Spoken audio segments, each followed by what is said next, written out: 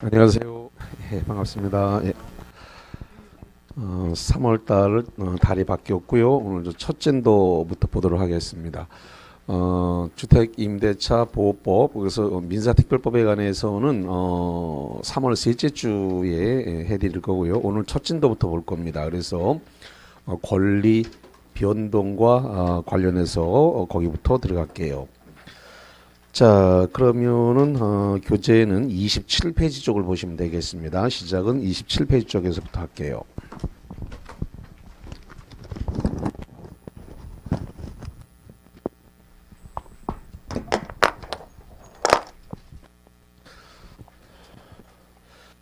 자, 우리 쪽에서의 그 시험 범위는 너무나 명확해요. 그래서 부동산 중개에 필요한 민법 이렇게 돼 있기 때문에 너무나 범위가 딱 명확하기 때문에, 자, 예를 들어 가지고 어떤 사람과 어떤 사람이 예를 들어서 임대차를 하려 그래요. 그래서 어떤 부동산이 있는데 이 부동산에 대해서 지금 그 부동산을 갖다가 지금 임차를 원한다라고 청약을 했고, 그래서 그 임대차에 대해서 그러면은 거기다가 월세 보증금 얼마에다 월세 얼마 내라 이렇게 해가지고 이게 승낙이 이루어져 가지고 이렇게 청약과 승낙에 의해서 임대차 계약이, 요 청약과 승낙이라고 하는 의사의 합치입니다. 이 의사의 합치에 의해서 뭐가 이루어지냐면 계약이 성립이 됐습니다. 자, 그러면 소위 말해서 이 경우라 그러면 이제 임대차 계약이 성립된 것이겠죠. 임대차. 그럼 우리 중개를 할 때 임대차 중개해요, 안 해요? 하죠. 임대차 중개합니다. 오피스텔도 임대차를 하고 건물도 임대차를 하고 토지도 임대차를 하고, 그럼 임대차에 대해서 중개 수수료 다 받겠죠? 예, 다 중개 수수료 다 받아요. 예, 그래서 물론 매매를 했을 때의 중개 수수료가 제일 높겠지만 임대차도 뭐 꽤 많이 합니다. 임대차도 꽤 많이 하기 때문에 우리나라 시장이 전세 시장에서 지금 이 월세 시장으로 지금 넘어가고 있는 전환되는 시기 때문에, 그래서 지금 서울 수도권 같은 경우에는 거의 이제 전세 물건이 많이 줄고 거의 이제 월세 시장으로 많이 바뀌죠. 그러니까 외국처럼 전세라는 게 우리나라만 있는 제도다 보니 이제 반전세 또는 반월세 이런 식으로 해갖고 지금 거의 이제 아마 10년 정도 지나면 아마 전세 시장은 거의 사라지지 않을까 이렇게 예상을 해봅니다. 자, 어쨌든 간에 지금 보고자 하는 것은 이렇게 청약이라고 하는 의사표시, 승낙이라고 하는 의사표시, 이러한 의사표시를 학술적으로 뭐라고 하느냐라고 하는 부분부터 좀 정리를 해서 보겠습니다. 이 의사표시를 갖다가 지금 법률 사실이라고 부른다는 거예요.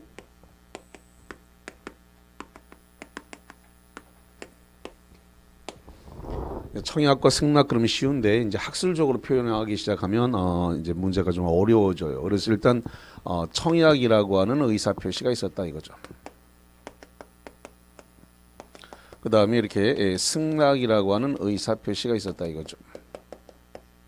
그래서 이런 청약과 승낙의 의사 표시를 학술적으로 뭐라고 표현한다고요? 법률 사실이다 이렇게 표현한다는 거죠. 자, 그러면은 이 법률 사실은 요거만 있는 게 아니고 이 법률 사실은 소속이 어디냐면 준법률행위 안에 들어 있습니다. 준법률행위. 이 준법률행위 안에 의사 표시라고 하는 파트가 있는데, 이 의사 표시 중에서 뭐가 문제가 되냐 그러면 이게 지금 관념의 통지냐 의사의 통지냐라고 하는 부분이 이제 문제가 되게 됩니다. 그래서 의사의 통지인지 아니면 관념의 통지인지 이제 이 부분이 이제 문제가 되는 부분인데, 그러면 지금 우리가 지금 보고 있는 것 중에서 이 통지라고 하는 것이 너무나 많은데 그 통지 중에서 이 관념에 대한 통지에 대해서는 따로 정리를 하지 않겠습니다. 이건 너무나 많기 때문에 이건 정리해서 시험장 가서 풀기가 어렵습니다. 그래서 딱 떨어지는 의사의 통지를 가지고 정리를 해서 시험 문제를 푸는 게 답을 효율적으로 아주 쉽게 빨리 풀 수 있어요. 그래서 의사의 통지에 대해서는 최고와 거절 이렇게 정리를 하겠습니다. 자, 이 최고라고 하는 것 자체는 내용 증명을 발송을 하고 뭐뭐 해달라고 촉구하는 거죠. 그래서 촉구. 그래서 최고의 어떤 최고 내용 증명을 통지해서 통지하거나 거절을 통지했다는 겁니다. 이런 것을 의사의 통지라고 한다는 겁니다. 그래서 이걸 암기할 때 이렇게 할 거예요. 의사는 최고로 거절을 잘해. 이렇게 암기를 하겠습니다. 그 다음에 무슨 통지라는 말이 붙었는데 이 최고의 통지라 거절의 통지가 아닌 한 무슨 통지 붙었으면 전부 다 관념의 통지로 가는 거예요. 그러니까 최고와 거절만 정리를 하고 나머지 어떤 통지란 말이 붙어 있으면 전부 다 무슨 통지로 몰고 간다고요? 관념의 통지로 몰고 가요.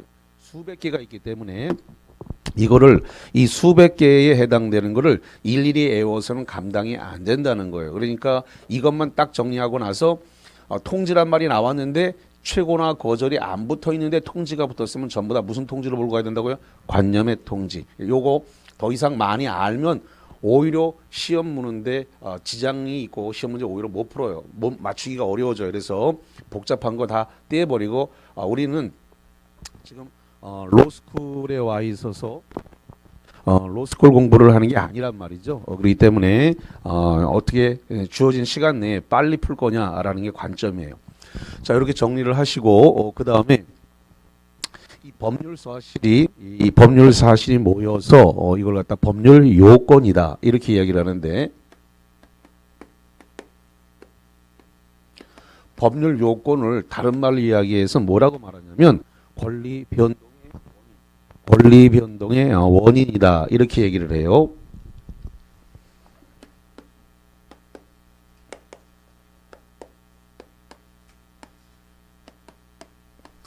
이 권리 변동의 원인을 법률 요건이라고 하는데 이게 지금 두 가지로 돼 있다는 거예요. 그래서 봤더니 법률 행위에 의한 권리 변동이 생겼느냐 아니면 법률 규정에 의해서 지금 권리 변동이 됐느냐라는 겁니다.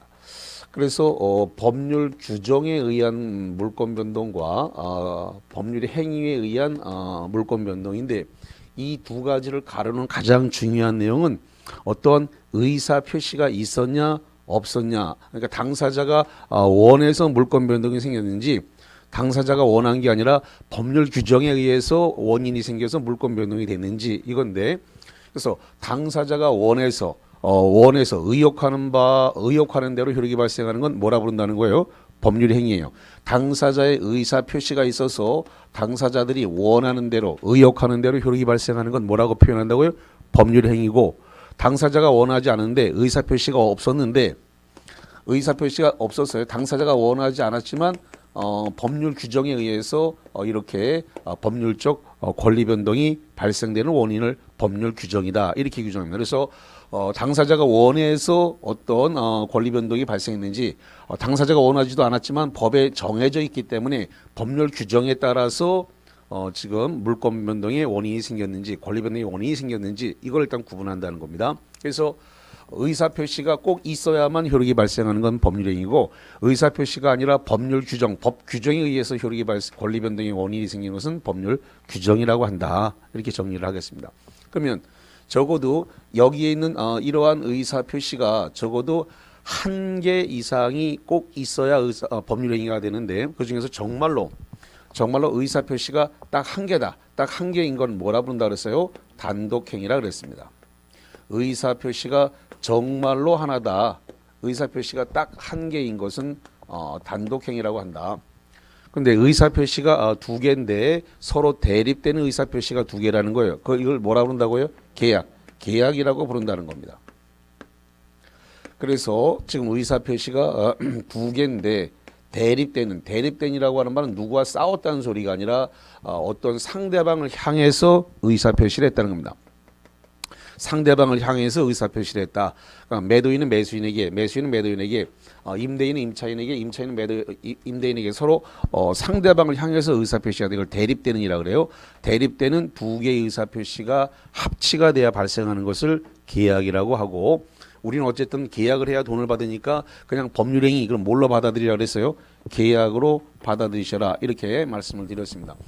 오늘 그 문제를 드린 것들이 있는데, 지금 문제 풀 거 아니고요. 문제를 드렸는데 받아보고 나서 이렇게 지금 해설을 하나도 안 들은 상태에서 문제를 보면 굉장히 어렵게 느껴집니다. 아마 미리 오셔서 이렇게 풀어보신 분들은 이게 뭐야? 이런 생각이 들었을 겁니다. 그렇지 않았나요? 네, 그랬을 거예요. 근데 강의 다 듣고 풀고 나면 아무것도 아니에요. 정말로 간단해요. 근데 지금 강의가 안 들은 상태에서 문제를 보면 헉 소리가 난단 말이에요. 이게 뭐야? 이러면서 그래서 이제 1, 2월과 달리 이제 3, 4월은 이제 오늘 자료가 객관식 문제가 나갔고, 난이도도 1, 2월보다는 더 올려야 되기 때문에 또 안 한 것들이 있기 때문에 안 한 거 위주로 해야 되기 때문에 오늘 난이도를 좀 올릴 거예요. 좀 다소 어렵다고 느껴지실 텐데, 그래도 계속 기초만 할 수는 없는 거니까 시험에 근접을 하고 또 기출문제도 앞으로 풀어야 되기 때문에 기출문제를 풀려면 웬만큼 베이스가 다 깔려야 풀어져요. 그래서 그러한 기출문제를 풀기 위한 전초 작업으로서 오늘 그 메일 정리 노트가 다 객관식으로 바뀌었어요. 그래서 그거 풀면서 여러분 트레이닝을 하면서 한 단계 여러분 실력을 끌어올리는 3, 4월 과정이 될 겁니다. 그래서 오늘 받아본 문제는 어렵지만 강의 듣고 나서 풀면 다 풀려요. 그러니까 걱정하지 말고, 처음 받아봤을 때 그 황한 느낌만 갖지 말고 설명 제가 쭉 하고 난 다음에 그 파트에 관련된 문제를 딱 짚어서 풀면 다 풀리게 돼 있습니다. 그러니까 겁먹지 말고 차근차근 해보시자고요. 자, 그 다음에 의사표시가 두 개인데 이게 동일한 방향, 같은 방향으로 두 개라는 거예요. 같은 방향으로 두 개 이상인 것은 합동행위라고 이렇게 부릅니다. 합동행위. 그래서 의사표시가 동일한 방향, 같은 방향으로 두 개 이상인데 의사표시가 이렇게 동일한 방향, 한 방향으로 두 개 이상이라는 거예요. 두 개 이상이긴 한데 동일한 방향으로 두 개 이상이다. 그 다음에 법률 규정에 의한 물권 변동은 민법 187조에 규정된 상공 판경기를 이야기를 한다 이거죠. 그래서 법에 정해져서 그게 물권 변동이 생기고, 그래서 이 물권 변동이, 권리 변동이 생긴 원인이 의사 표시에 의해서 당사자가 원해서 권리 변동을 했느냐, 아니면 법이 정해놨기 때문에 권리 변동이 생겼느냐, 그 원인을 두 가지로 크게 봤다는 겁니다. 법률 행위에 의한 권리 변동의 원인인지, 법률 규정에 의한 권리 변동인지, 자 이렇게 해서 발생하는 것이 법률 효과가 발생을 한다는 겁니다. 법률 효과를 이걸 갖다가 우리가 권리 변동이라고 부른다 이거죠. 권리 변동. 그럼 여기 권리 변동에 의해서 여기서 지금 세 가지가 나오는데 권리가 발생을 했다. 그 다음에 권리가 변경됐다. 그 다음에 권리가 소멸됐다. 이렇게 세 가지가 등장을 하게 됩니다. 그럼 일단은 법률 효과로서 지금 매매에 의해서 법률 효과가 발생하는 것은 뭐가 발생하냐면 매도인한테는 대금 지급 청구권이라는 게 일단 발생을 하겠죠. 매도인에게는 대금 지급 청구권, 매수인에게는 등기 이전 청구권이 발생하겠죠. 등기 이전 청구권, 이게 뭘로 발생한 거예요?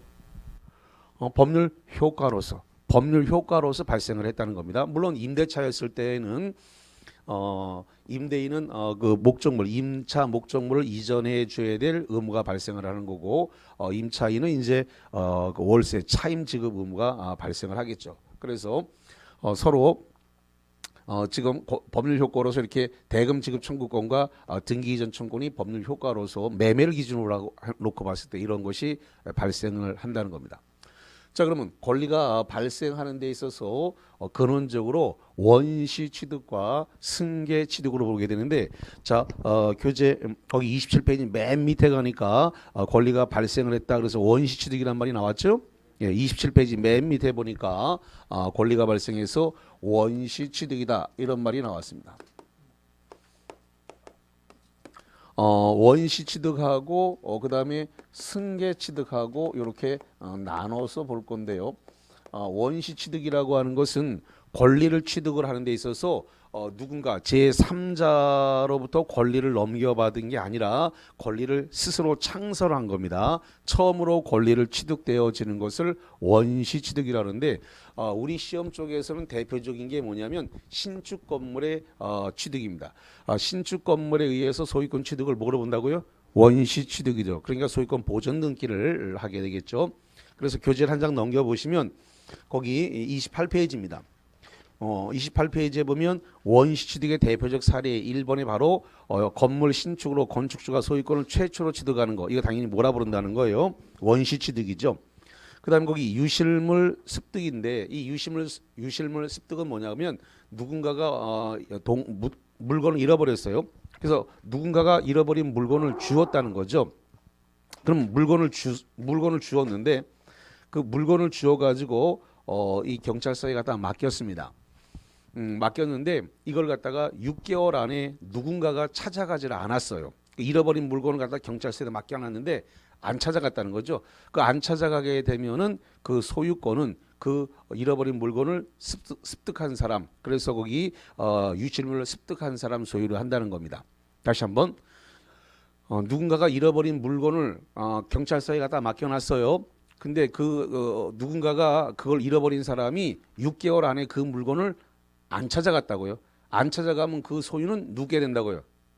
주운 사람, 습득한 사람 소유를 한다는 겁니다. 그러면 습득한 사람이 6개월 뒤에 그걸 갖다 소유권 취득하는 것 자체가 뭐가 된다고요? 원시 취득으로 한다는 겁니다. 원래는 말이죠. 그게 1년으로 돼 있었는데 법이 개정돼서 1년에서 6개월로 줄었어요. 그러니까 1년 안에 안 찾아가면은 1년 뒤에 주순 사람이 습득한 사람이 소유를 한다라고 돼 있던 것을 법이 바뀌어서 6개월 내에 안 찾아가면 6개월 뒤에 습득한 사람 소유를 한다는 게 법이 이제 거기 개정돼서 6개월로 바뀐 것이고요. 그러나 유실물의 습득은 동산이기 때문에 우리 시험에도 나오진 않습니다. 그러니까 1번 건물의 신축이 시험 문제고 거기 유실물 습득 잠깐만 유실물 습득은 뭔가 물건을 잃어버렸는데 물건을 잃어버렸다는 건 동산밖에 없어요. 부동산은 소유자가 없으면 다 국가거기 때문에 그러니까 얘기가 되질 않는단 말이에요. 그러니까 시험 문제가 나올 수가 없어요. 유실물 습득이 시험 문제에 나올 수가 없는 게 결론적으로 유실물 습득은 뭘 잃어버린 거라고요? 동산을 잃어버린 거예요. 부동산을 잃어버리면 그거는 소유자가 국가가 돼버리기 때문에 시험 문제가 나오진 않아요. 그러니까 결론적으로 여기서 말하는 유실물 습득은 동산이기 때문에 시험 범위 대상이 아니다. 이런 소리가 되겠고 그 다음에 거기 무주물 선점도 이것도 시험 문제 대상이 되질 않습니다. 무주물 선점이란 말이 뭐냐면 바닷가에서 이렇게 물고기를 낚아 올렸습니다. 그것이 임자 없는 거를 먼저 차지한 것이기 때문에 무주물 선점인데 그것도 동산에 해당되기 때문에 바다에서 물고기 잡아 올린 거 무주물 선점한 거기 때문에 동산이라서 역시 시험 범위 안에 상관이 없는 거예요. 그다음에 그 4번은 이제 시험 범위 안에 들어오는 거네요. 점유 취득 시효라든가 등기부 취득 시효, 그래서 시효 취득에 의해서 소유권 취득하는 거 요거 원시 취득이 되겠습니다. 그다음에 거기 3번에 채무자에게 돈을 빌려준 채권자가 대여금 채권으로 청구권을 취득한다라고 하는데 이 청구권 취득 중에서 시험 문제 나오는 건 이겁니다. 그래서 대금 지급 청구권을 취득했다. 이 법률 효과로서 그다음에 등기 전 청구권이 발생하는데 이걸 갖다가 채권 취득이라 그래요. 다시 한번 매매로 인해서 대금 지급 청구권과 등기 전 청구권이 발생했는데 이걸 채권이라 그래요. 요 채권 취득하는 것이 원시 취득으로 가는 겁니다. 그래서 여기가 시험 문제가 나오면 굉장히 잘 틀려요, 학생분들이. 자, 다시 합니다. 대금 지급 청구권과 등기 전 청구권이 발생했는데 이 채권 취득이 요 채권 취득을 뭘로 본다고요? 원시 취득으로 본다고요? 원시 취득으로 본다. 그래서 여기가 시험 문제가 나왔을 때 아주 잘 틀려버리는 시험 문제입니다. 예, 그래서 보시면 되겠습니다. 자, 그 다음에 그 밑에 중간에 보면 승계 취득이라고 하는 게 있는데 이 승계 취득은 두 개로 나누게 돼요. 그래서 어떻게 두 개로 나누냐면 이전적 승계와 그 다음에 설정적 승계 이 두 개 나눠지게 됩니다. 이전적 승계와 이렇게 설정적 승계 두 개로 나눠지는데, 자, 그 중에서 지금 이전적 승계는 다시 두 개로 나눠지게 됩니다. 그래서 어떻게 두 개로 나눠지게 되냐면 이게 포괄 승계와 또 하나는 특정 승계 이렇게 나눠지게 됩니다. 자, 일단 이전적 승계와 설정적 승계 이거부터 구분하고 갈게요. 이전적 승계와 설정적 승계를 구분하는 것은 일단 소유권 자체가 넘어가는 것은 이전적 승계라 그럽니다. 다시 이전적 승계는 뭐가 넘어갔다고요? 소유권. 소유권 자체가 이전되는 것은 이전적 승계예요. 반면에 설정적 승계라는 것은 소유권은 안 넘어가고 소유권 이외의 권리를 넘어가는 겁니다. 다시 한번 설정적 승계는 소유권 이외입니다.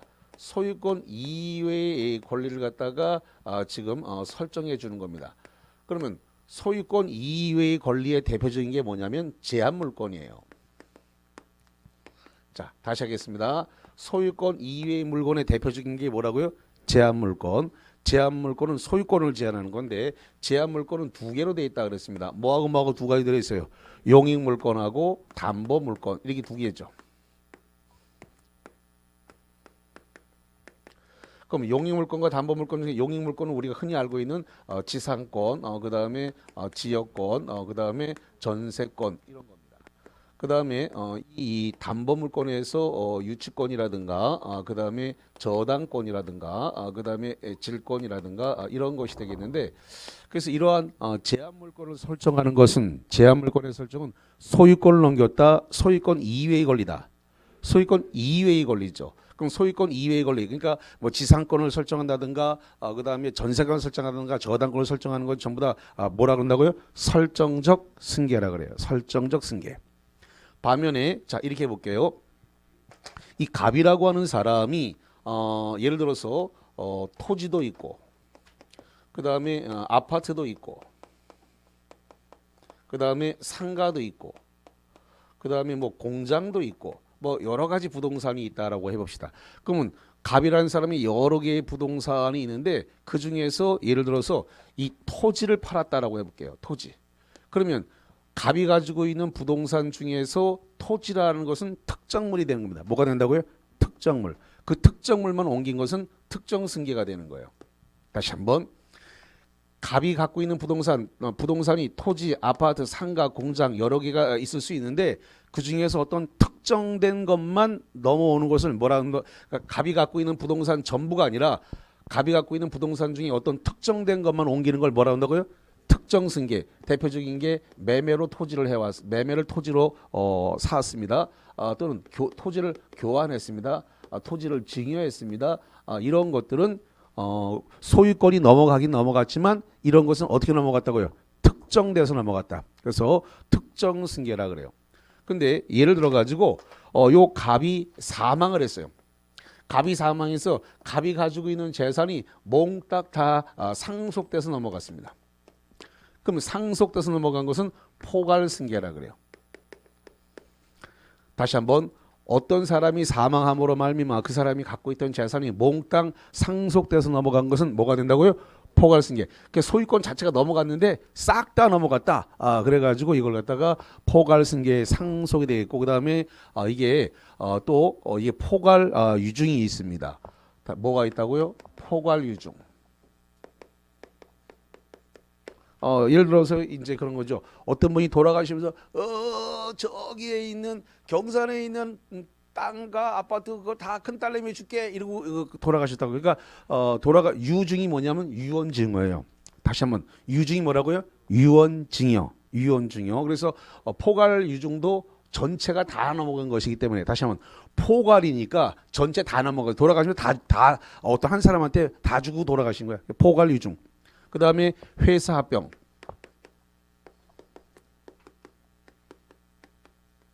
그래서 이게 지금 포괄 승계에서 3개가 나왔는데 그래서 이걸 갖다가 상포회 이렇게 암기할 겁니다.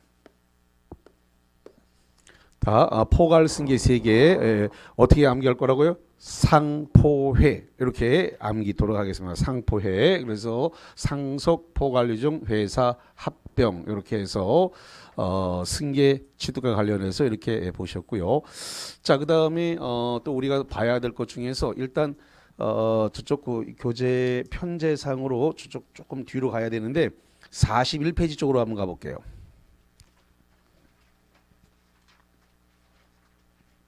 41페이지의 그 꼭대기에 보면 뭐가 등장을 했냐면 거기 채권행위와 처분행위 이렇게 되어 있습니다. 이 채권행위라고 되어 있는 부분은 예전에 10년 전에 시험 문제가 나오는 스타일이고 요즘 시험 문제는 채권행위라고 안 내고 의무부담행위라고 내요. 다시 한번 동의어인데 같은 말인데 시험 문제를 뭐라고 낸다고요? 의무부담행위라고 낸다는 겁니다. 그럼 의무부담행위를 다른 말로 뭐라고 한다고요? 채권행위. 같은 말인데 예전에는 채권행위라고 줬는데 요즘은 채권행위라고 문제를 안 줘요. 그러니까 아예 뭐라고 준다고요?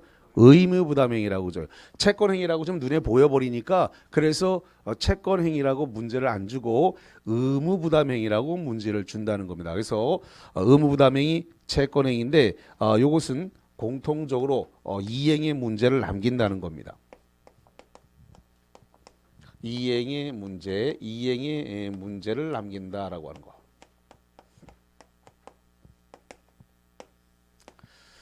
자, 이 의무부담행위, 채권행위, 이행의 문제를 남기는데 여기서 문제가 되는 것은 이겁니다. 처분권 없는 자. 이 처분권이 없는 자. 다른 말로 이야기해서 무권리자라 그래요. 처분권 없는 자, 무권리자가 의무부담 행위를 했단 말이죠. 이 의무부담 행위를 했을 때 이게 사법상 효력이 어떻게 되느냐라는데 사법상 효력은 유효다라는 겁니다. 다시 한번 처분권 없는 자, 무권리자가 의무부담 행위, 채권 행위를 했을 때 그것은 사법상 효력이 뭐가 된다고요? 유효. 그럼 이 말을 뒤집어서 이야기해서 처분권 없는 자, 무권리자가 남의 부동산을 팔아먹을 수 있다고요, 없다고요? 있다는 겁니다. 지금 유효라고 했으니까. 그래서 남의 부동산 팔아먹을 수 있다. 자, 그럼 여기 한번 볼게요. 이렇게 지금 만약에 지금 이렇게 해보겠습니다. A라고 하는 사람의 부동산이 있어요. A라는 사람의 부동산이 있는데 요 값이 A의 부동산을 을한테 팔아버렸다는 겁니다. 그러면 갑 입장에서는 자기가 이게 처분권이 있는 거 아니죠. A 부동산이라 그랬으니까 A 소유의 부동산을 갑이 지금 을한테 팔았다. 그럼 결론적으로 갑은 뭐가 되냐면 처분권 없는 자가 되죠. 처분권 없는 자. 다른 말로 이야기해서 무권리자죠. 같은 말입니다.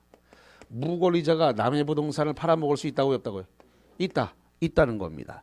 그러면 예를 들어서 변제기를 갖다가 변제기를 5월 30일로 했다. 그러니까 변제기 그랬으니까 잔금 받고 대금을 치는 날짜를 5월 30일로 했을 때 이게 유효라 그랬는데 남의 부동산 처분권 없는 자가 남의 부동산 팔아먹는 의무부담행위 채권행위 한 것이 유효라고 했을 때 언제까지 유효냐? 이행기까지 유효라는 겁니다. 언제까지 유효라고요?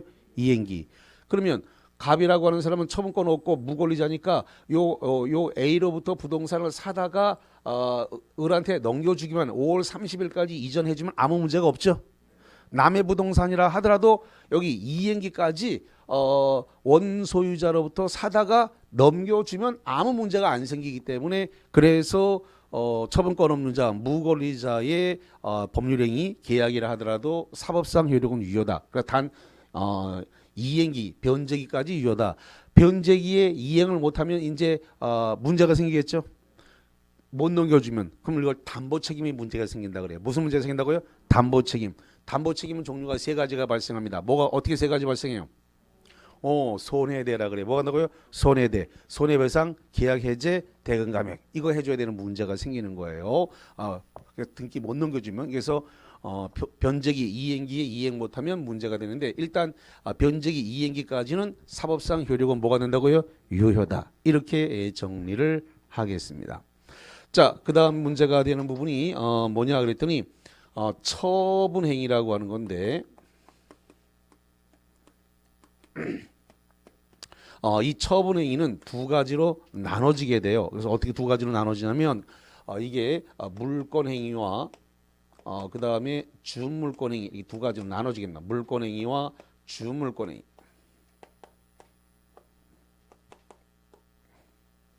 문제는 이 처분행위라고 하는 것은 무권리자, 무권리자라든가 처분권 없는 자. 그래서 처분권 없는 자가 한다거나 무권리자. 이 무권리자가 처분행위를 하게 되면 사법상 효력은 무효입니다.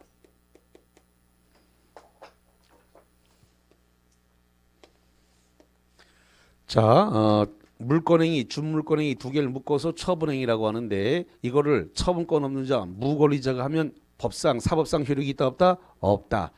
처분행위는 이행의 문제를 남기지 않습니다. 다시 한번 처분행위는 뭘 남기지 않는다, 뭘 안 남긴다고요? 이행의 문제를 남기지 않아요. 이행의 문제를 갖다가 남기지 않는다는 거죠. 자, 이렇게 되었는데 물권행위는 우리가 알고 있다시피 8종이 있습니다. 8개. 8종이 있기 때문에 그래서 소유권을 갖다가 이전하는 것도 물권행위지만 제한물권, 이 제한물권을 설정하는 것도 물권행위에 속합니다. 잠깐만 여기 제한물권에 보니까 용익물권, 담보물권이 나와 있죠?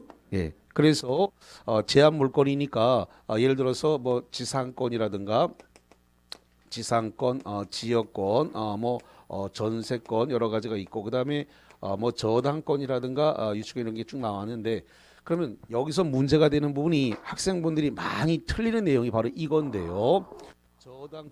저당권을 설정하는 것은 물권행위다. 이거는 안 틀려요. 저당권은 물권인 걸 알고 있잖아요. 근데 저당권을 설정하는 행위는 처분행위다. 이렇게 나왔을 때 많이 틀려버립니다. 자, 저당권 설정 처분행위다 아니다. 저당권은 제한물권이고 제한물권은 물권이고 물권행위는 처분행위예요. 그래서 맞단 말이에요. 근데 이거를 놓치는 사람이 굉장히 많습니다. 하나 더 해볼게요. 자, 전세권의 설정은 제한물권이고 물권행위 맞죠? 그래서 전세권의 설정은 처분행위다. 자, 맞이 틀려요? 맞아요. 맞는데 이거 못 맞추는 사람 너무 많습니다. 그래서 전세권 설정은 제한물권, 물권행위 맞아요. 물권행위는 소속이 어디다? 처분행위. 그래서 맞는 건데 이거를 못 잡아내기 때문에 승부가 나버린단 말입니다. 그래서 여기 소유권 자체를 넘기는 것도 물권행위지만 제한물권 설정하는 것도 뭘로 간다고요? 물권행위고 물권행위면 다 어디로 간다고요? 처분행위가 되는 거예요. 그래서 물권행위는 물권행위는 전부 다 등기를 수반한단 말이에요. 등기. 그래서 등기 수반한 이런 물권행위는 전부 다 무슨 행위로 본다고요? 처분행위로 가는 거예요. 그 다음에 준물권행위인데 이 준물권행위 잠깐만 여기서 시험 문제가 잘 틀리는 것은 저당권 설정, 지상권 설정, 전세권 설정 이거 다 처분행위로 간다는 겁니다. 뭘로 간다고요? 처분행위. 물권행위라고만 했으면 안 틀리는데 처분행위라고 하면 속아버리는 물권행위까지는 알아요. 여기까지는 아는데 이게 지상권이나 전세권, 저당권이 처분행위로 본다라고 하는 사실에 이거를 놓쳐버린다면 이거를 그러니까 요거를 굉장히 조심하셔야 된다라는 거예요. 자, 그 다음에 준물권행위인데 이 준물권행위는 물권행위에 준한다는 겁니다. 그러면 원래는 물권행위가 아니지만 물권행위에 준한다. 이 준물권행위도 처분행위를 보는데 이건 지식재산권의 양도입니다. 자, 지식재산권이 뭐가 있냐 그러면 예를 들어서 특허권이라든가 의장권이라든가 실용신앙권 이런 것들이 있는데 여기 지금 뭐라고 되냐면 양도니까 소유권 넘겼죠? 소유권 넘겼으니까 뭐가 되는 거예요? 처분행위. 양도 처분행위 맞네. 자, 그 다음에 채권 양도. 역시 양도했으니까 뭐 했어요? 처분행위. 채권 양도도 처분행위로 가는 거예요. 그 다음에 채무 면제. 채무 면제도 이것도 처분행위로 간다는 겁니다. 자, 그래서 요거 주물권행위는 처분행위다. 그럼 맞다 틀리다? 맞다. 주물권행위는 뭐로 간다고요? 처분행위. 맞아. 그래서 기출문제로 여러 번 주어졌기 때문에 이런 거 속을 만한 것만 골라낸단 말이에요. 그러니까 이렇게 지상권, 전세권, 저당권이 처분행위다. 맞아요. 그 다음에 채권 양도라든가 채무 면제도 처분행위다. 맞습니다. 그래서 이런 것들 주의해서 보시면 되겠습니다. 자, 그러면 여기까지 정리한 상태에서 오늘 프린트물 드렸는데 프린트물 그 1번 문제 풀어봅니다. 시간은 30초 드립니다. 시간을 제한하는 이유는 속독으로 읽으라는 소리입니다. 왜냐하면 시험장 가면 시간이 부족하기 때문에 속독하는 훈련하셔야 돼요. 자, 문제 보겠습니다. 1번 법률 사실과 법률 요건에 관한 설명으로 틀린 것은 자, 번호로 답해 주시기 바랍니다. 몇 번이 틀렸다. 아니 몇 번이 그래요. 몇 번이 틀렸다. 다시 한번 몇 번이 틀렸다? 5번 틀린 거 맞아요. 제 귀가 쏘머지기라 누가 1번이라 그런 소리도 들렸는데 5번이 맞습니다. 예, 5번. 예. 자, 그럼 1번부터 볼게요. 임대차 계약은 청약과 승낙이라는 의사의 표시의 합치로 성립하는 법률 요건이다. 자, 여기 봐요. 임대차. 즉 임대차 계약 여기 했는데 임대차 계약은 청약과 승낙의 뭐라고요? 의사의 합치. 의사의 합치로 뭐가 발생했다? 계약. 자, 그럼 봅니다. 계약. 자, 7번 여기 볼게요. 자, 계약은 뭐냐? 법률행위고 법률행위 뭐예요? 법률 요건이다. 그럼 임대차는 의사의 합치에 의해서 발생하는 법률 요건이다. 맞네. 임대차 계약은 뭐가 된다고요? 법률 행위고 법률 행위는 뭐라고요? 법률 요건이에요. 그래서 임대차 계약은 법률 요건이다. 맞네. 임대차 계약은 법률 행위고 법률 행위 뭐가 된다고? 법률 요건. 법률 요건. 그래서 1번 집은 법률 요건이다. 맞잖아요. 그래서 아까 얘기했습니다만은 그래서 처음 문제 받아봤을 때는 힘들지만 제 강의 듣고 나면 다 풀린다 그랬던 거래요. 그래서 다 문제가 다 설명 안에 다 넣어놨기 때문에. 자, 두 번째 갑니다. 자기 소유물이 아닌 물건에 대하여 의무부담행위 박스 의무부담행위인 매매계약을 유효하게 체결할 수 있다. 있어요 없어요? 자, 여기 봐. 여기 의무부담행위는 뭐가 된다고요? 유효. 의무부담행위는 처분권 없는 자 무권리자가 유효하게 할 수 있다 없다? 있다. 2번 이상이 없는 거예요. 그래서 유효하게 체결할 수 있다. 맞네. 의무부담행위를 처분권 없는 자의 법률행위가 되겠습니다. 자, 그 다음에 세 번째, 처분행위가 유효하기 위해서는 처분 권한과 처분 능력이 있습니다. 여기 보세요. 처분행위를 하기 위해서는 처분권 없는 자가 하게 되면 무효가 되죠. 그럼 처분권이 뭐야 돼요? 있어야 되지. 그래서 처분행위가 유효하기 위해서는 처분권 없으면 안 되니까 처분권이 있는 자, 처분권이 있어야 되고 처분할 능력이 있어야 된다라는 겁니다. 그러니까 거기 처분행위가 유효하기 위해서는 처분 권한과 처분 능력이 있어야 된다. 그래서 처분권 없는 자가 처분행위를 하게 되면 뭐가 돼요? 무효. 여기 처분권 없는 자가 처분행위를 하게 되면 뭐가 된다고요? 무효. 무효가 안 되려면 처분권이 있어야 되죠. 처분권과 처분 능력이 다 갖춰야 되는 거죠. 맞는 거예요. 자, 그 다음에 4번 무권 대리행위의 추인 여부에 관한 추인이 뭐예요? 추후에 인정하는 건데 상대방의 최고. 왔구나. 뭐가 왔어? 최고가 왔어. 최고는 무슨 통지다? 그래. 여기 다 돼 있어. 여기 최고는 뭐라고 돼 있다고요? 의사의 통지. 최고 의사의 통지. 4번 이상이요? 없는 거예요. 그래서 그 다음 5번은 무슨 얘기냐면 민법 522조에 의해서 지금 해제권이 발생했다는 얘기가 나오는데 거기 봅니다. 상대방이 552조에 따라 상대방이 최고했음에도 해제권자의 통지가 없기 때문에 해제권이 소멸하는 효과는 당사자의 의사에 근거한다. 잠깐만. 552조 2항에 보면은 해제권을 언제 행사하실 겁니까? 라고 의사표시를 했는데 그 받은 상대방이 그 해제 의사표시에 대한 최고를 했단 말이죠. 그러면 최고를 할 때는 상당한 기간을 정해서 최고를 하죠? 얼마를 정해요?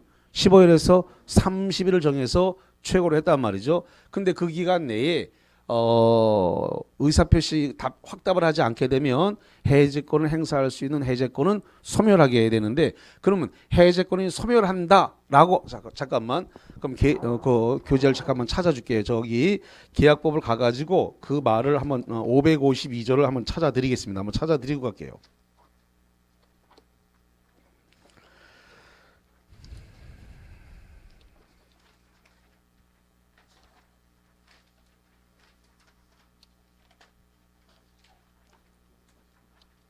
응? 몇 페이지에 있어요?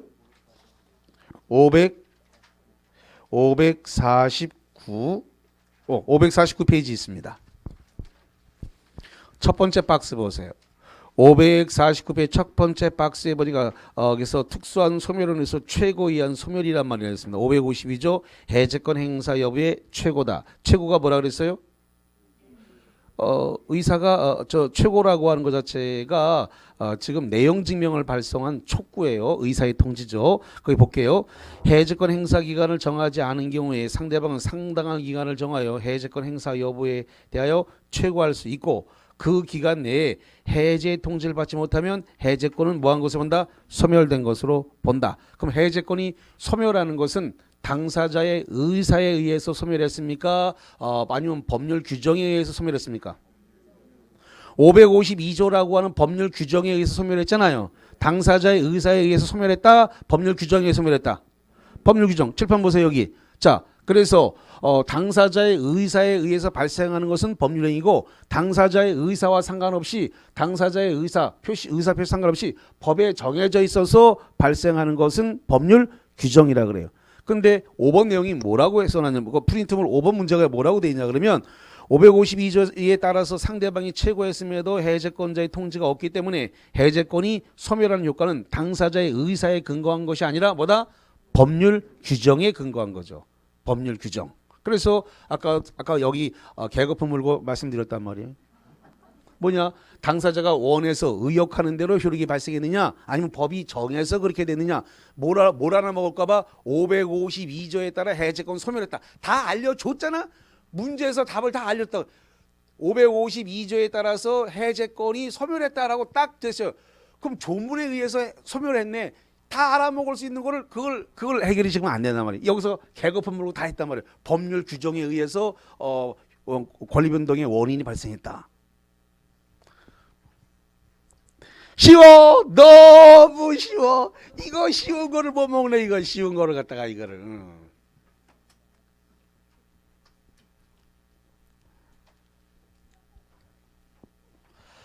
자, 그래서 힌트 다 준 거예요. 힌트가 다 줬어. 여기. 그래서 그리고 문제 풀기 전에 이론 칠판에다 판서하면서 그 문제를 충분히 풀 수 있도록 계속 힌트를 줘가면서 문제를 답을 내가 5번이야 이렇게 말해줄 수는 없기 때문에 내가 그래서 충분히 저가 알아먹을 수 있도록 계속 적어서 얘기를 한 거라고.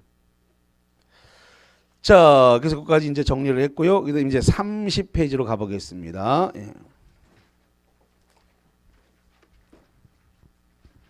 자, 30페이지로 왔더니 거기 04에 권리 변동의 원인에 대한 이야기가 발생을 하고 있습니다. 권리 변동의 원인과 관련해서 법률 요건과 법률 사실이 있으니까 그렇게 보시면 되겠고요. 이제 어디로 이제 가볼 거냐면은 35페이지 쪽에 법률 행위 쪽으로 갈 것입니다. 그래서 법률행위와 관련해서 그다음 맨 밑에 보니까 법률행위의 요건 이렇게 해가지고 38쪽에 나와 있는 내용을 이제 보겠습니다.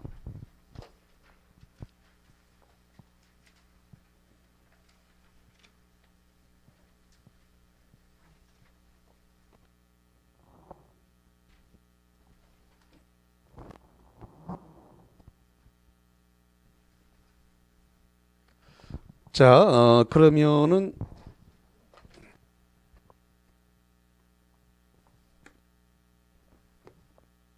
지금 우리가 보고 있는 것 자체가 지금 들어가는 게 법률 행위라는 걸 들어가는데, 법률 행위는 종류가 지금 세 가지로 돼 있단 말이에요. 그래서 단독 행위, 계약, 합동 행위. 저기 보니까 법률 행위가 세 개로 돼 있습니다. 뭐로 돼 있다고요?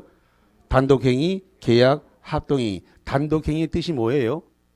의사표시가 한 개로 법적 효과가 발생하는 거. 그다음에 계약은 의사표시가 몇 개라고요? 두 개인데 대립되는 의사표시 의사의 합치로 계약이 발생했다. 합동행위는 동일한 방향, 같은 방향으로 의사표시가 두 개 이상인데, 근데 우리에게 지금 필요한 것은 계약을 해야 수수료를 받을 수 있죠. 예, 그래서 법률행위라고 하면 저 세 개 중에서 뭘로 받아들이라고요? 계약으로 받아들이시라 그랬고, 이 계약을 했을 때 일반적으로 이 계약의 일반적인 성립 요건이 어떻게 되는가라는 겁니다. 계약의 일반적 성립 요건은 세 가지로 되어 있다는 거죠. 그래서 첫 번째로서 당사자. 여기서 당사자라고 하는 것은 매도인과 매수인, 임대인과 임차인, 이러한 것을 뭐라 본다고요? 당사자. 두 번째는 그 계약을 왜 했느냐, 법률행위를 왜 했느냐라고 하는 목적이 되겠습니다. 목적, 다른 말로 얘기해서 내용이라고 부르는데, 목적이 매매가 될 수도 있고 임대차가 될 수도 있고 교환이 될 수도 있습니다. 물론 증여가 될 수도 있겠죠. 그런 것들을 우리가 목적이라고 말하고, 그 다음에 세 번째로서 의사표시가 있어야 한다는 거예요. 의사표시. 의사표시라는 것은 매매하겠다, 또는 뭐 임대차 하겠다, 교환하겠다, 뭐 증여하겠다, 의사표시가 필요로 한다는 겁니다. 자, 그래서 법률행위가 일반적으로 지금 성립하기 위해서는 세 가지를 다 모두 갖춰야 된다라는 겁니다. 그럼 당사자, 목적, 의사표시 이 세 가지를 다 갖춰야 되는데, 이 중에서 어느 하나라도 못 갖췄다, 어느 한 개라도 못 갖추게 되면은 뭐가 되냐면 이것을 불성립이라 그래요. 불성립. 불성립이라고 하는 말은 결론적으로 법률행위가 성립하지 않았다, 계약이 성립하지 않았다는 말이 됩니다. 이거를 다른 이야기로 해서 부존재라 그래요.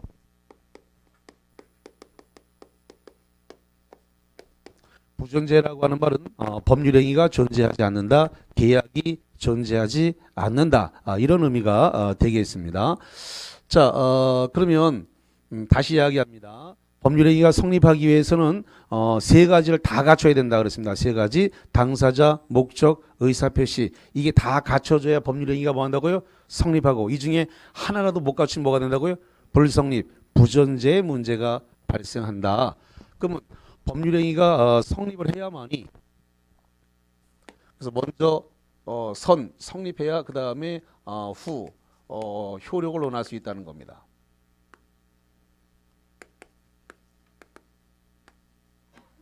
다시 한번, 효력을 논하려면 일단 법률행위가 뭐부터 해야 된다고요? 성립부터 먼저 해야 된다라는 거죠. 그렇다면 이 법률행위가 성립하기 위해서 법률행위가 성립하기 위해서는 첫 번째로서 권리 능력이 있어야 된다는 겁니다. 권리 능력. 그 다음에 의사 능력이 있어야 된다는 겁니다. 권리 능력이면 인간이면 누릴 수 있는 권리이기 때문에 인간이기만 하면 다 있어요. 그러니까 이건 시험 문제가 되지 않습니다.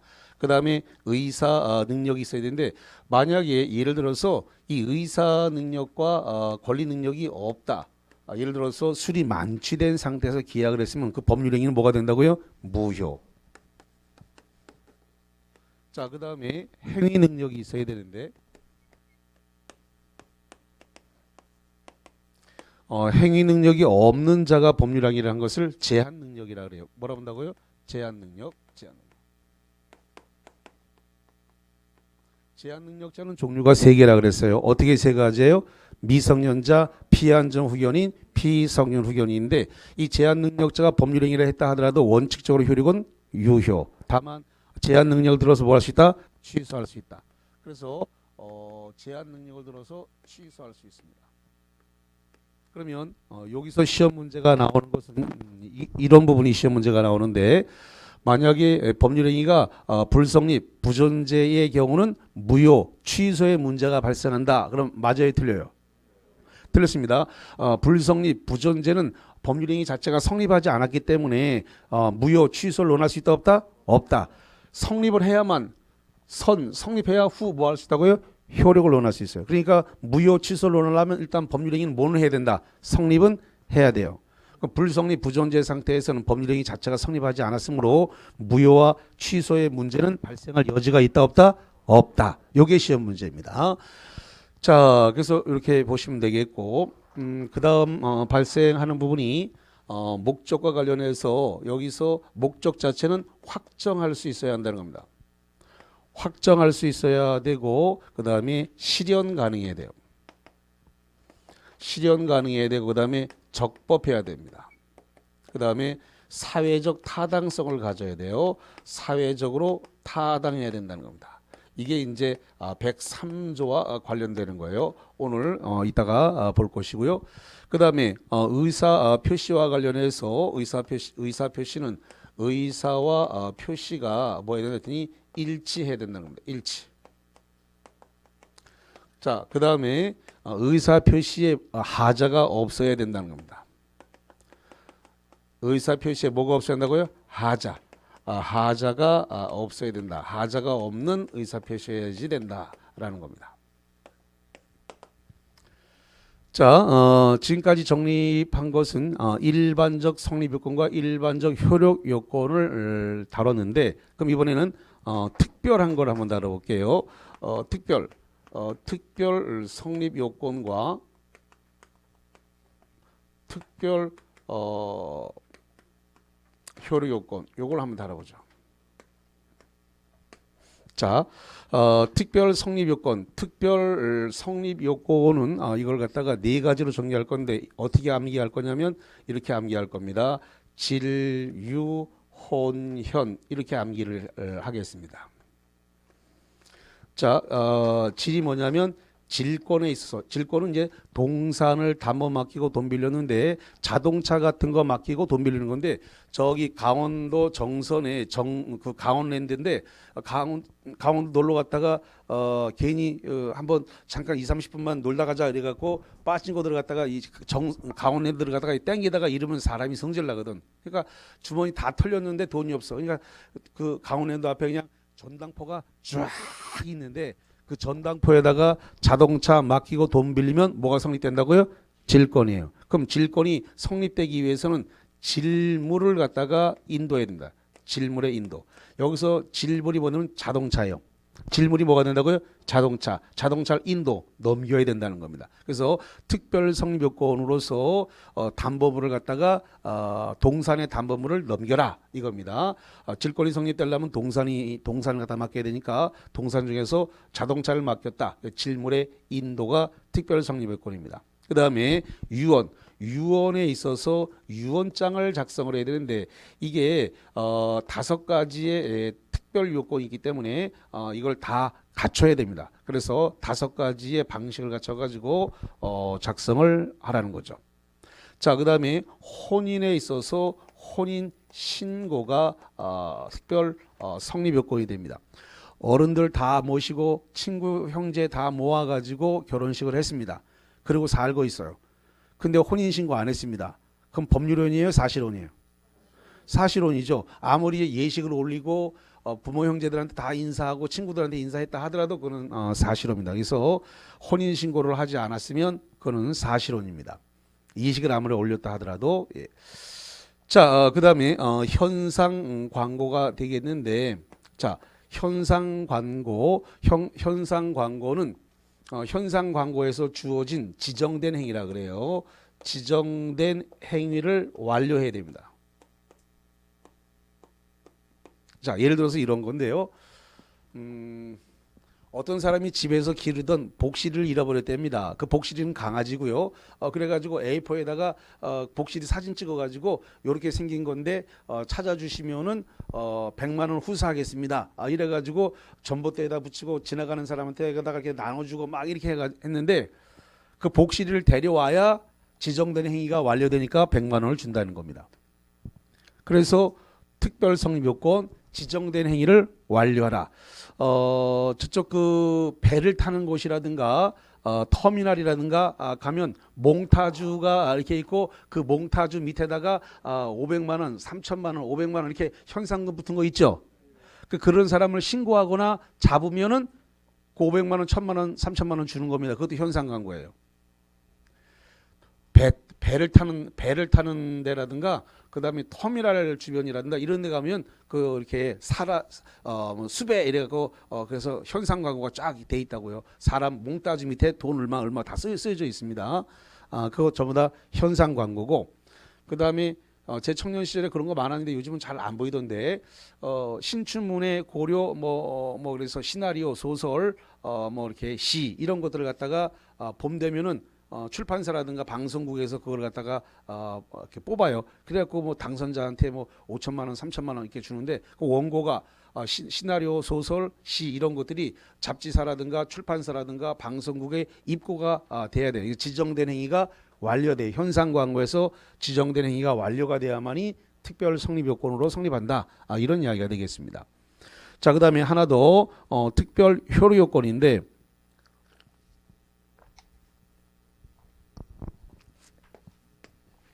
특별 효력 요건으로서 요거는 대조, 기토 이렇게 암기할 겁니다. 대는 뭐냐면 대리행위입니다. 이 대리행위에서 대리권의 존재입니다. 대리권이 있어야 된다는 겁니다. 그러면 대리권이 없는 자가 대리행위라는 걸 뭐라 그래요? 무권대리. 대리권이 없는 자가 대리한 걸 뭐라 한다고요? 무권대리. 대리권이 있는 자가 대리한 걸 뭐라 그래요? 유권대리. 없는 자가 하면 무권대리. 그래서 대리행위에서 특별 요건으로서 대리행위를 한 자는 대리권이 존재해야 된다. 이런 겁니다. 그 다음에 조건에 있어서 조건이 성취했다는 겁니다. 조건의 성취. 그 다음에 기한에 있어서 기한이 도래했대요.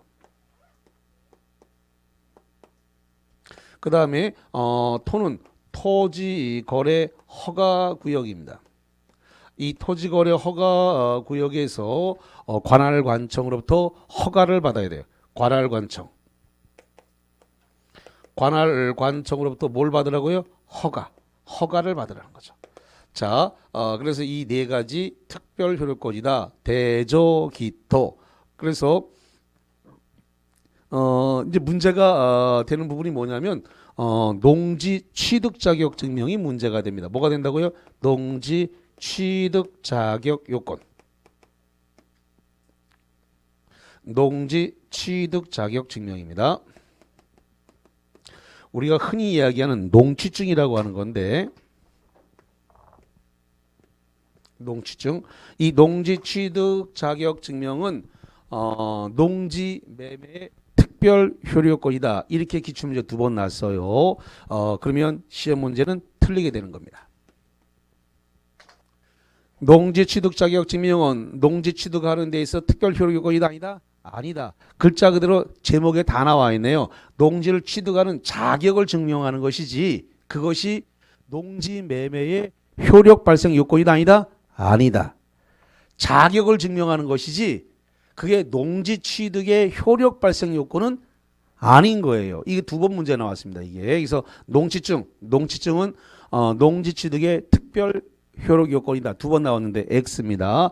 그래서 특별 효력 요건과 농취증은 관계가 없다라는 말씀을 드립니다. 자, 일단은 여기까지 좀 쉬었다가 와서 다시 하겠습니다. 쉬었다 볼게요.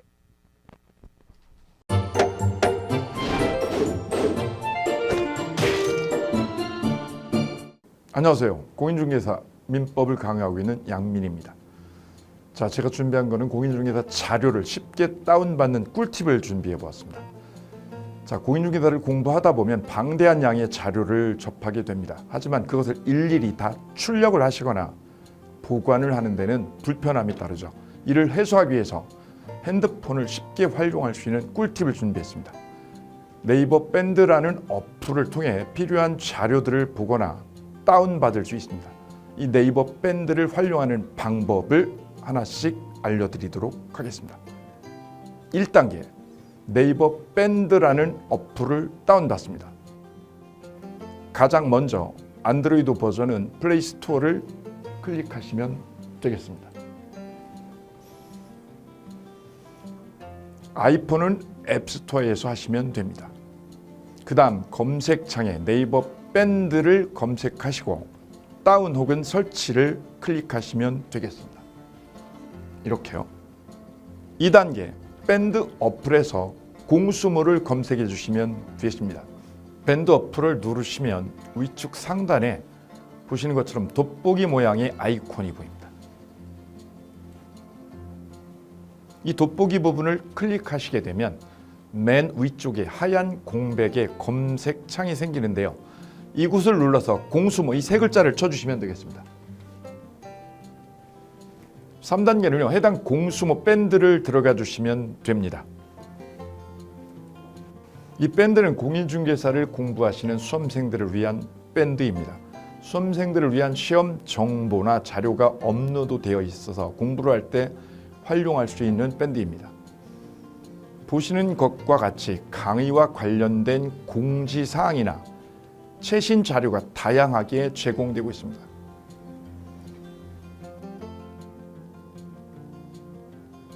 (4단계) 또 다른 꿀팁 모바일 일일학습법에 대해서 소개드릴까 합니다. 이제 핸드폰으로 짬 시간을 활용하셔서 공부하는 학습법을 알려드리도록 하겠습니다. 자료 페이지에서 뒤로 가기를 누르시면 처음 보셨던 페이지가 뜹니다. 여기서 내려가 보세요. 모바일 일일 학습이란 코너가 보입니다. 이 부분을 누르게 되면요. 매일 한 개씩 핵심 부분이라고 할 수 있는 문제가 업로드되어 있고요. 더 아래로 쭉 내려가시면 정답과 해설 부분을 볼 수가 있습니다. 맨 아랫부분을 보시면 이렇게 댓글 쓰기도 남길 수 있으시죠. 스마일 부분을 눌러 좋아요로 표시할 수도 있습니다. 짬을 내어 스스로 학습한 뒤 모르는 부분을 질문할 수도 있고 하루 동안 공부했던 것을 정리하시거나 공부한 소감을 적어 놓으실 수도 있습니다.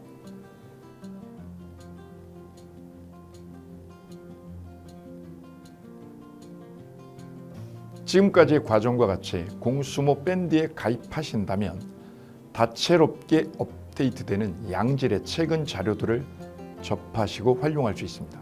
꼭 가입하셔서 좋은 자료 많이 활용하시기 바랍니다.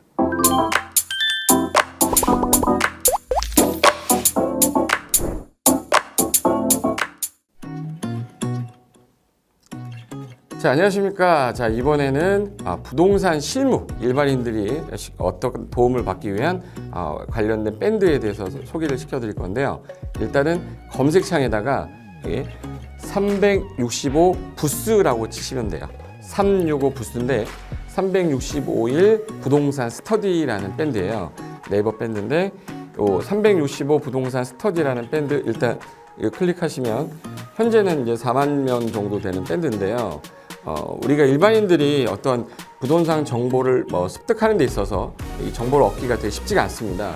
내가 어딘가를 찾아본다고 해서 잘 찾을 수 있는 것도 아니고 어떤 전문가들이 하는 말들이 친밀성이 있는 건지 아닌지에 대해서도 우리가 잘 믿을 수가 없는 거기 때문에 그런 정보를 그래도 좀 손쉽게 찾아볼 수 있게끔 저희 이제 이 밴드에 구성된 전문가들이 정보를 좀 제공해 주는 거기 때문에 아마 유용하게 활용할 수 있을 거고요.